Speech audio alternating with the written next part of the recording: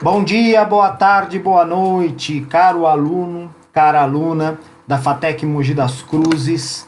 Aqui é o professor Luiz Carlos, da sua disciplina de pesquisa operacional.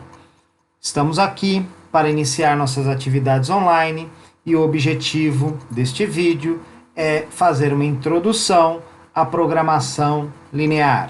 Então, acompanhem comigo. Vou aqui acionar a canetinha para nos auxiliar. Estão vendo aqui a canetinha riscando. Então vamos lá. Primeira coisa, programação linear, fundamentação teórica. Programação linear trata da alocação ótima de recursos escassos para a realização de alguma atividade ou resolução de algum problema.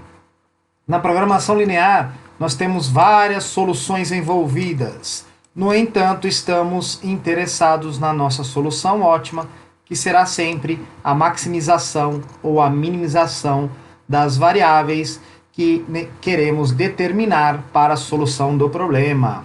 Então vamos lá. Programação linear está ligada aí à modelagem matemática. Conforme já vimos, a modelagem matemática, ela captura aí uma parcela da realidade, esse problema da realidade, uma parcela de um problema da realidade, transforma no modelo matemático, consegue os resultados matemáticos e depois retorna para a realidade com a interpretação desses resultados que a matemática forneceu. Aqui temos a nomenclatura ligada aqui à programação linear.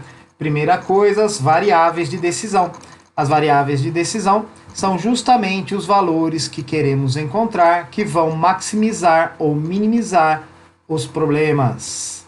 Os parâmetros. Os parâmetros, eles são as variáveis que o tomador de decisão não controla. Ele está ligado às restrições ou outras variáveis imponderáveis, como mudança de política econômica, crises econômicas mundiais, enfim. A função objetiva. A função objetiva será a função matemática que representa o principal objetivo do problema, que é a maximização ou minimização de alguma variável. As restrições. Restrições são as limitações dos recursos ou das atividades que estão envolvidas na resolução deste problema. Quando as restrições se modificam, o problema se modifica. E aí nós temos que refazer a modelagem matemática referente ao problema. Nunca existe uma modelagem matemática definitiva, ela sempre pode ser melhorada e nós costumamos trabalhar com vários cenários, pois as restrições podem mudar durante aí o processo. A programação linear está baseada em funções lineares, que são todas funções polinomiais de primeiro grau, cuja imagem é uma reta. E vamos trabalhar também com inequações lineares, aonde nós vamos utilizar aqui os símbolos de maior, menor, de maior ou igual e menor ou igual. O algoritmo é a sequência de instruções para uma determinada entrada que gera um determinado resultado. É a receita de bolo para a resolução do problema. O algoritmo está ligado aí ao algoritmo simplex, que foi desenvolvido pelo Dantzig para a resolução de problemas de programação linear. Muito bem. Então, a solução do problema passa pela atribuição de valores às variáveis de decisão. E essa atribuição de valores vai nos contar quais são os valores que as variáveis devem assumir para que tenhamos, portanto, a maximização ou minimização do problema. Mais fundamentos aqui. Então, numa solução de um problema de programação linear, nós temos o que chamamos de uma região viável, onde estarão todas as soluções possíveis.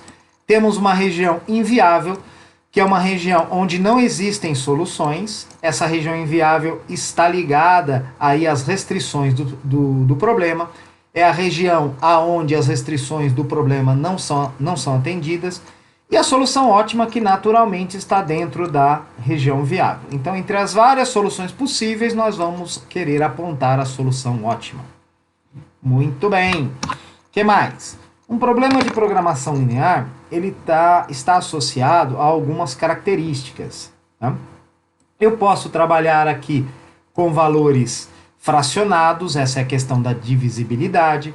Eu tenho, portanto, dentro da programação linear, uma variação chamada programação linear inteira, quando eu faço a exigência de que minhas variáveis sejam todas inteiras. A minha solução só possa assumir números inteiros. Eu tenho um determinado grau de certeza pensando aí nas variáveis imponderáveis que vão acabar afetando o problema e vão nos forçar a criar outros modelos. Um problema de programação linear, ele tem aí a característica de aditividade, porque nós estamos falando de funções de primeiro grau. E nós temos proporcionalidade sem ganho de escala. As variáveis são proporcionais. Proporcionais porque elas são de primeiro grau. Muito bem. Análise de sensibilidade é algo bastante interessante, porque ela nos conta como a solução ótima muda quando acontecem alterações nos parâmetros. Alterações nos parâmetros são devidos às mudanças em relação às restrições que podem acontecer aí durante a execução do projeto. Muito bem. Como faço então para resolver aí um problema de programação linear? Naturalmente aqui nós estamos ainda na teoria, daqui a pouco vamos resolver um exemplo mais prático. Então nós precisamos identificar a região viável, determinar as curvas de nível, já vamos discutir o que é isso. As curvas de nível estão ligadas aí à função objetivo. Identificação do ponto ótimo, né? E na maximização, o ponto ótimo ele será o último ponto da região viável, tocado pela função objetivo, o ponto mais distante da origem. Então, como exemplo, nós temos aqui, ó, essa região rachurada é a região viável, que foi construída através das restrições. Dentro dela e em seu contorno, repare que isso aqui é um polígono, né?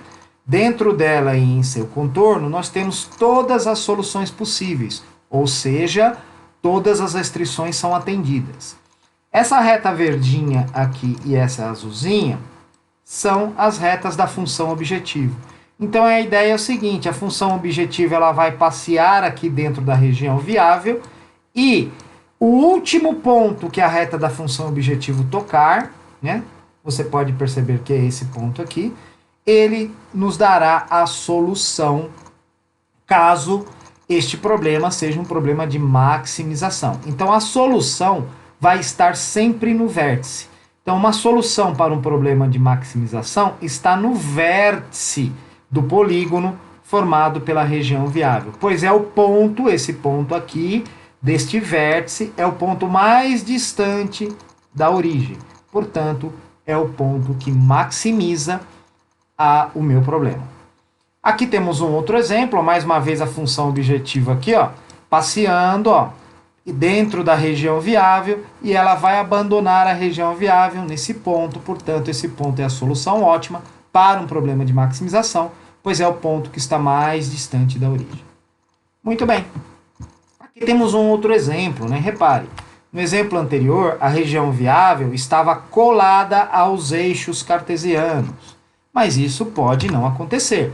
Repare aqui que a região viável, que é o interior desse polígono aqui, ele não está colado aos eixos, não tem problema. Mais uma vez, ó, reta da função objetivo, né?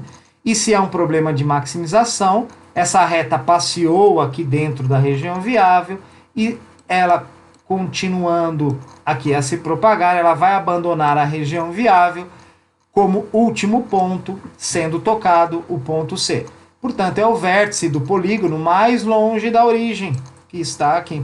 Portanto, esse ponto C seria a solução dos nossos problemas aqui e seria o ponto que maximizaria as variáveis envolvidas neste problema. O valor máximo ou mínimo procurado, ele pertence ao eixo vertical. Por isso que num problema de maximização é o ponto mais distante da origem. Naturalmente, num problema de minimização, vai ser o contrário, será o ponto mais próximo da origem. Vamos ver? Pronto. É o mesmo polígono, repare a região viável aqui dentro, né?